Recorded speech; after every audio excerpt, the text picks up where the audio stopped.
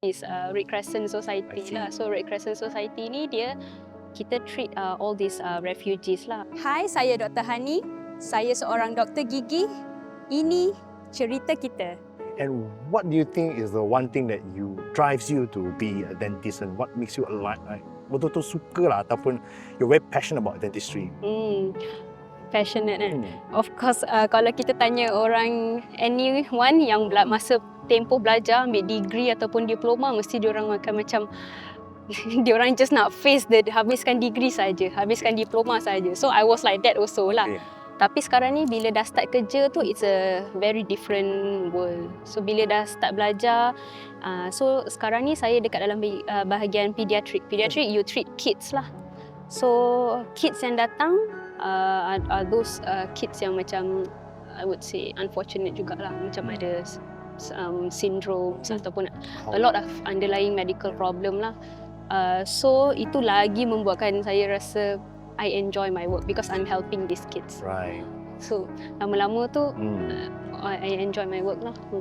One of the things that I know about you, Dr. Hani, is that you have the heart untuk orang yang terlalu dipinggirkan lah oleh masyarakat lah. Yeah. So could you explain maybe what are the things that you do in order to help golongan-golongan ni, dan golongan ni siapa sebenarnya? Because I want Malaysia to know that these people are alive, they exist. You know, so can you tell me a bit more about the things that you do?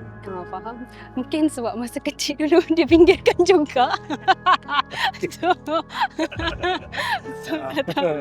so sekarang ni I ada tendency untuk join salah satu club yang I join is Red Crescent Society lah. So Red Crescent Society ni kita treat all these refugees lah ataupun UN card holder. Sebab kalau diorang pergi dekat any clinic in Malaysia, of course diorang takkan afford it. So me as a dentist and other doctors also, kita punya kerja adalah untuk bagi service in terms of healthcare. So itu adalah tanggungjawab kita dan kerja kita. So that's where I help them lah in terms of service. Right. Sebab diorang pun of course nak perlukan dental care, medical care also juga kan. And sometimes diorang tak tahu nak pergi mana. So these patients, macam refugee patients ni, bila datang memang gigi banyak yang rosak. So guys, terima kasih kerana nontonkan cerita kita episod yang kedua, dan harap kita akan jumpa dalam episod seterusnya. Sementara tu, apa your take away daripada episod ni? Saya nak korang semua komen kat bawah, dan jika korang ada cerita yang memang korang nak kongsi dengan saya, boleh komen kat bawah ataupun boleh DM kita dekat media sosial. Jangan lupa untuk follow, like, subscribe, share video ni pada kawan-kawan, dan turn on notification supaya korang tahu when's the next episode gonna turn out.